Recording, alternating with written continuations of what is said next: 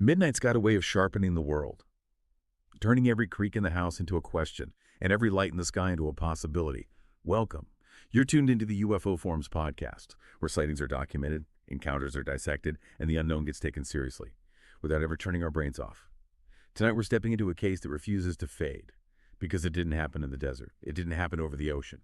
It happened in broad daylight. At a school, Ruwa, Zimbabwe, 1994, recess. Kids out in the yard, dust in the air, voices everywhere, until something pulls their attention beyond the playground. An object, low, unusual, wrong in a way they can't explain. And then, according to more than 60 witnesses, it comes down, and it isn't alone. Some of the children said they saw beings close enough to describe, and some claim there was something even stranger than the landing itself, a message, delivered without words, like an idea placed directly into the mind. Now, here on the UFO Forums Podcast, we don't do ridicule, we don't do easy answers. We take the story as it's told, we test it against what we know, we weigh the skeptic explanations, and we leave room for the one thing that scares people the most. Now, here on the UFO Forums Podcast, we don't do ridicule, we don't do easy answers. We take the story as it's told, we test it against what we know, we weigh the skeptic explanations, and we leave room for the one thing that scares people the most. That maybe, just maybe, someone else is here. Now, here on the UFO Forums Podcast, we don't do ridicule. We don't do easy answers. We take the story as it's told, we test it against what we know, we weigh the skeptic explanations, and we leave room for the one thing that scares people the most. So settle in, lights low, mind open. Now, here on the UFO Forums Podcast, we don't do ridicule. We don't do easy answers. We take the story as it's told, we test it against what we know, we weigh the skeptic explanations, and we leave room for the one thing that scares people the most. Because you're not just listening to a story tonight. Now, here on the UFO Forums Podcast, we don't do ridicule. We don't do easy answers. We take the story as it's told, we test it against what we know, we weigh the skeptic explanations, and we leave room for the one thing that scares people the most. You're stepping into a case that still feels too real. This is the UFO Forums Podcast, and tonight, the Ariel School encounter. Hearing it laid out like that, it gives you chills. It really does. And for everyone listening, I'll be guiding our discussion today. And sitting right here with me is our resident expert who has really spent a lot of time digging into the weeds of this specific case. Yeah, glad to be here. This is a deep dive I've been wanting to do for a long time. Absolutely. Yeah. So to set the table for you guys at home, we are pulling from a really robust stack of sources today. We're looking at extensive excerpts from the documentary Ariel Phenomenon. Right, which was directed by Randall Nickerson. Exactly. Plus, we've got an in-depth interview Nickerson did on the Talking Strange show. And we're also weaving in some really fascinating points from filmmaker James Fox when he was discussing this case on the Joe Rogan Experience. Yeah, that clip was eye-opening. And our mission for this deep dive is, well, we aren't just here to recount a spooky campfire story. We want to look at the raw human impact of encountering the impossible. Exactly. We really want to explore the credibility of these kids, the telepathic warnings they received, and how the adult world's immune system reacted to a truth it just couldn't digest. The adult immune system, I like that framing. Because it's one thing to see a light in the sky, right? It's another entirely to have the bedrock of your reality shattered before you've even hit puberty. Put yourself in their shoes for a second. Imagine you are a child, maybe 8 or 9 years old. You experience something absolutely world-shattering. Something that defies every rule of physics you're just starting to learn about. Right. And then you run to the adults, your teachers, your parents, the people you trust to explain the world to you. And they just look you in the eye and say it didn't happen. Yes. They tell you it's your imagination. So as you listen today, consider how your own worldview acts as a rigid filter for what you consider real. It's a heavy thought. But we need to start before the actual school event, because this didn't just happen in a vacuum. No, it didn't. Days before the Ariel School incident, the skies over Zimbabwe were already incredibly active. Yeah, they were putting on a show. And we have to set the scene here by looking at Tim Leach. Ah, yes. Tim Leach. This is such a crucial piece of context. Because Tim wasn't, a paranormal investigator. He was a hard-nosed BBC war reporter. A bang-bang reporter, as he called it. Right. A guy who survived literal war zones. Massacres in Angola, Rwanda, Liberia. He was a pure, objective realist. Which is vital to understand. You have a man completely desensitized to horror, right? His entire career is built on verifying hard, brutal facts. He is the last guy prone to flights of fancy. But suddenly this battle-hardened correspondent is sitting in his bureau in Harare, and he's completely out of his depth. He later admitted he was more frightened by this UFO story hitting than he was in active war zones. Which is wild. Hundreds of calls were jamming the switchboards at the BBC and the Zimbabwe Broadcasting Corporation. And they were all reporting the exact same thing. A massive, shiny, oval object flying parallel to the Earth. And no sound. That is a critical detail in the source material. The silence. Right. The silence disturbed people the most. A massive object moving at high speeds should displace air. It should create a sonic boom, or at least a roar, but it was dead silent. And these weren't just, people looking out their backyard window. No. 2 international airline pilots tracked it and reported it to Johannesburg Air Traffic Control. Even South Africa's top meteorologist came out and publicly stated there was no rational explanation for what was being tracked. But, of course, the official excuses start rolling in immediately. Always. London tells Tim Leach, hey, just frame it as a meteorite shower. Which Tim immediately pushes back on. He points out the obvious flaw: meteorites come down in an arc. Gravity dictates that. They don't fly parallel to the ground for miles, maintaining a steady altitude. And then the excuse pivots, oh, it's the August 27 Russian satellite debris. But that doesn't account for the eyewitnesses who saw this glowing object suddenly break into 2 distinct, massive red-orange balls. Or the controlled flight patterns. They were trying to force a square peg into a round hole. Exactly. Skeptics like Gunter, a technical investigator we'll talk about later, threw around the Leonid or Perseid meteor showers as an explanation. But you just can't confuse a burning rock in the mesosphere with a structured craft flying parallel to the horizon. You really can't. So this wave of sightings builds up over 3 or 4 days. It sets this atmosphere of profound anticipation. It's almost like a staging ground. And all of that tension finally snaps on Friday, September 16th, 1994. At exactly 12:01 p.m. local time. Let's talk about the location. Ariel School in Ruwa.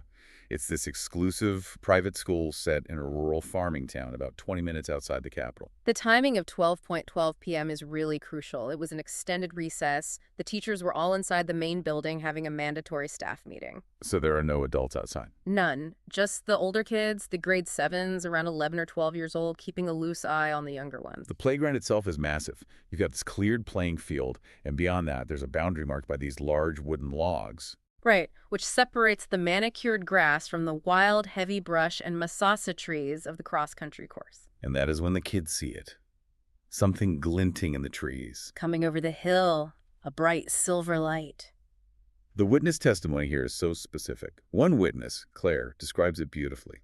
Yeah, her description really stands out. She said it didn't look like a classic metallic flying saucer from a sci-fi movie. You said it looked natural, like a large rock with water trickling over it, with the sun reflecting off the water. The physics of that description are just fascinating to me. Right, a rock with water trickling over it. That implies a surface that's porous, but highly reflective, constantly in motion. It's a highly specific, bizarre thing for an 11-year-old to invent out of nowhere. It suggests a craft material we just don't understand. Something that interacts with light in a fluid way. So it hovers and then lands right down near those boundary logs. And this is where it shifts from a daytime sighting to a close encounter of the third kind. Because the craft isn't empty. The children start noticing movement. 2 figures emerge. The descriptions from the kids, both immediately after and decades later as adults, were just startlingly consistent. They described beings about 3.5 feet tall. The kids said they were about the size of a grade 6 student. And wearing tight, black, body-clinging suits. But the physical features of the beings, this is the stuff that really sticks with you. Salma, one of the oldest students, tried to describe their skin. She said pale didn't even cover it, right? Yeah, she described it as looking plastic or like someone who had way too much Botox. Fluid, smooth, and soft-looking, like your hand would slide right off if you touched it. And the facial structure lacked standard human anatomy. No visible nose or mouth or just tiny slits. But the eyes. The eyes were the focal point of the entire encounter. Massive, black, protruding eyes pointing downwards on the face. The kids described them as being shaped like rugby balls or American footballs. Huge and fluid. Now, I know that aligns with the standard extraterrestrial archetype that audiences recognize. Right, the classic gray alien. But the sheer volume of children experiencing this simultaneously in broad daylight elevates this case completely out of the realm of sleep paralysis or a single isolated hallucination. And it wasn't just how they looked, it was how they moved. The movement defies conventional physics. Witness Claire said they were running in slow motion, diagonally down the field. She literally compared it to watching a slow-motion sports replay on TV. Another witness, Robert, described it as a very graceful, fluid glide. He said there didn't seem to be any gravitational pull, no jerky movements. Another girl said it was bouncy, like a human running on the moon, but maybe not quite as extreme. Which makes you think about localized time distortion. It's a frequently reported anomaly in these encounters. The human brain trying to process non-Newtonian movement, the beings just aren't bound by the gravity or the temporal flow of the playground. And compounding that bizarre display, the craft and the beings seem to be phasing in and out of reality. Salma noted that you would see it, then you wouldn't see it, then it would appear again in spots. A being would run in slow motion, disappear, and suddenly reappear back in the corner where it started, just to do the exact same slow motion run again. Claire explicitly stated that this phasing, not being able to lock their eyes on the beings for a continuous amount of time, was actually more frightening than the appearance of the beings themselves. Because the inability to track an object's continuity triggers a primal panic response. Exactly. Our survival mechanism relies on object permanence. When an unknown entity vanishes and reappears instantly, it just short-circuits our neurological threat assessment. To add to that terror, there was a profound auditory component for many of the kids. Right, the sound. A young girl named Haley described it starting off sounding like someone blowing a flute. But then it escalated. Nashville, another witness, said it built into this incredibly loud buzzing. Like standing next to an electric station or a swarm of what he called machine bees. It was surrounding them, getting louder and louder until it induced absolute panic. Blinding light, impossible movement, overwhelming buzzing. It created a localized environment of sheer terror. And what happens next is undoubtedly the most profound and controversial aspect of the whole case. The communication. Right. They didn't speak with mouths. It was silent communication, delivered instantly. The telepathic message. Children describe being locked into eye contact with these beings. And the emotional response to this eye contact varied wildly among the kids, which actually bolsters the credibility of the event. How so? Well, if this were a rehearsed hoax, a group of kids would likely agree on a uniform emotional reaction like, we were all scared or we were all happy. Right. But different human psyches process traumatic anomalies differently. Exactly. Emma, for instance, described seeing a lake of calmness in the being's eyes. She felt entirely compelled to look. She said time became entirely still for her. But then you have Fungi, who experienced the exact opposite. Yeah, Fungi described a terrifying stare. He compared it to an old woman who hadn't seen a kid before, just intensely, uncomfortably staring. He said the terror made him feel woozy, like his heart was pumping incredibly fast. He actually had to force himself to look sideways just to break the connection so he wouldn't pass out. But even then, he admitted something attracted him to keep looking back. When Dr. John Mack interviewed Fungi later, he pressed him on the mechanics of this communication. He asked if the beings spoke words. And Fungi said, "My conscience told me." My conscience told me. The thoughts simply came through his head while the being looked at him. Bypassing auditory processing directly into the conceptual centers of the brain. That is a terrifying violation of mental sovereignty when you really think about it. So what was the actual message? According to the sources, it was a dire apocalyptic warning about the future of humanity and our planet. The kids received these intense thoughts and imagery that the Earth is being actively harmed. Emma felt that technology was a bad, dirty word. The being was telling her to beware of technology, not to go into it too heavily because it wouldn't be good for us. Another child recounted visions where all the trees would just go down, there'd be no air, and people would be dying. A core communication about pollution, environmental destruction, and the dangers of becoming too technologed, as one kid phrased it. But there is this incredibly profound paradox contained within the message. Yes. One of the children relayed that the beings conveyed a sense that in space there is no love, and down here there is. Just pause on that for a second. A telepathic message warning us that we are destroying a planet that is unique because it holds love. It elevates the discussion far beyond a simple UFO sighting. It almost mirrors the overview effect experienced by human astronauts. Right, that cognitive shift when viewing the Earth from space, realizing how fragile the biosphere is. These beings were forcefully implanting an alien overview effect directly into the minds of children. Which brings up a question analysts have wrestled with for decades. Why a school? Right. If an advanced intelligence wanted to deliver a warning about environmental collapse, why bypass the United Nations? Why bypass the military superpowers? Why land on a playground in rural Zimbabwe to give that message to elementary school kids? We get some great insights on this from James Fox on the Rogan podcast. He brought up the 1966 Westall encounter in Australia, where hundreds of kids saw a craft land at a school. Fox points out the logic. Look at how human militaries react. Whenever a UFO breaches a nuclear installation, the immediate response is a threat assessment. Fighter jets are scrambled, radar is locked on, the phenomenon is met with potential hostility. A military base is a hardened, aggressive target governed by protocols of violence. But a primary school playground, it's arguably the most benign, non-threatening environment on the planet. If your goal is observation or communication without triggering an armed conflict, a school makes strategic sense. But why children specifically? Nickerson explores this local Zimbabwean cultural perspective in the documentary. Yes, he speaks with locals named Shumba and Gandai, men deeply rooted in the traditions of the area. They explain that in their culture, children are seen as unexposed to the world. They haven't been corrupted or fully programmed by adult societal norms. Shumba literally says, if you want a message to be delivered, it has to be delivered to children because the child grows with the message. They are pure conceptual vessels. And there's a powerful geographical and spiritual context here that Western analysts often overlook. Yes. Shumba physically takes Emily Trim, one of the witnesses, to a specific site near the school. He explains that Ariel School is located right next to the sacred shrines and burial sites of the royal chiefs. Shumba explicitly states that the Ariels, as he calls them, landed on the signal of the graves. He suggests there is a deep, ancient, energetic draw to that specific piece of land, that these beings have been interacting with that area for decades. It adds such a culturally rich layer to the encounter. It wasn't just a random playground. It was a sacred site pulsing with a specific energy. So, back on the playground. Once the interaction ends and the craft vanishes, the spell is broken. The temporal distortion fades. And the aftermath is absolute, unadulterated chaos. Over 60 kids stampede in absolute panic toward the main building.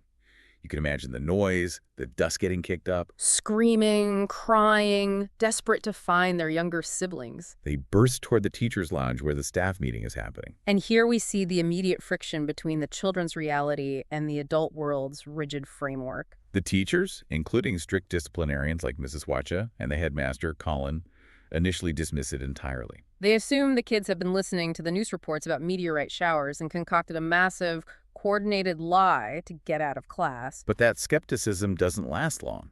As one teacher noted, children know when other children are conning them. You cannot get over 60 kids, ranging from ages 6 to 12, to simultaneously fake that level of visceral physiological terror. One teacher admitted that even if they tried to stage it, they couldn't have run together with such genuine panic. The adults realized quickly that whatever happened out there, these kids are traumatized. Which prompts the formal investigation. Cynthia Hind, the MUFON Africa coordinator, arrives with a technical expert named Gunter. They start the physical investigation. Gunter sweeps the area by the logs with the Geiger counter, looking for radioactive anomalies. But he only finds normal background radiation. They try to find natural meteorological explanations. But the physical trace evidence isn't what breaks the case open. It's the psychological evidence. Right. The teachers and investigators separate the children immediately. They give them paper and ask them to draw exactly what they saw without talking to each other. And the results of that drawing exercise are phenomenal. From an investigative standpoint, if kids collaborate on a hoax, they agree on a single narrative and a single visual representation. A flat, uniform story is the hallmark of a lie. But that's not what happened here. The children all drew the exact same craft and the exact same beings, but crucially, they drew them from their specific vantage points on the massive playground. A kid who was hundreds of yards away by the tuck shop drew a completely different angle than a kid who was right up by the boundary logs. Cynthia Hind stated that if witnesses tell the exact same rehearsed story, it's a fabrication.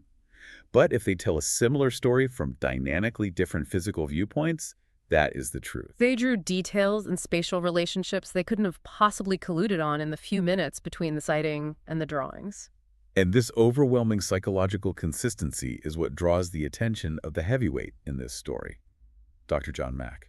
We have to delve into John Mack. This isn't a fringe conspiracy theorist. No, he's a Pulitzer Prize-winning psychiatrist. Yeah. The head of the Department of Psychiatry at Harvard Medical School. Tim Leach, the BBC reporter, tracks down Mack's number because London thinks Tim has gone crazy. Tim knows he needs unassailable academic credibility to validate the kids. Mac's involvement changes the entire trajectory of the Ariel case. It elevates it to a matter of clinical psychiatry. When Mac arrives in Zimbabwe, his methodology is rigorous. He doesn't look for physical landing marks. He looks for clinical psychological consistency. His whole career at Harvard was built on distinguishing between fantasy, dreams, psychosis, and authentic human experience. He knows how to spot confabulation. He knows what a shared delusion looks like. In the audio of his interviews, you hear him being gentle, but he pushes them. He doesn't lead the witness. He asks fungi to lean into the terror, to find what was in the terror.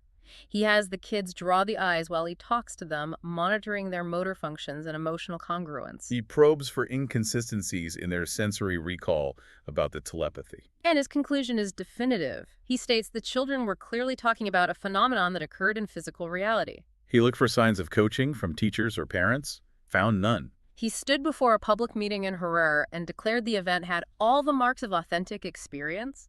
A Harvard psychiatrist concluding these children encountered an intelligence not of this world. Which brings us to the most infuriating part of this deep dive. The backlash. Oh, the backlash! We have credible witnesses, diverse drawings, a Harvard psychiatrist, a BBC war reporter, and mainstream society violently rejects it. We have to look at this through Thomas Kuhn's concept of paradigm shifts. Scientific consensus doesn't evolve smoothly. It fights bitterly to maintain the status quo until anomalous evidence becomes overwhelming. Dr. Mack explained that a worldview is like psychic glue. It dictates the boundaries of what is possible. Our culture decides what is real, and Ariel School threatened the foundation of the Western classical liberal worldview, which relies on strict materialism. Telepathic phasing beings completely break that framework. Mack made a brilliant historical comparison. He said Freud identified 3 great blows to human egoism. Copernicus proving Earth isn't the center of the universe.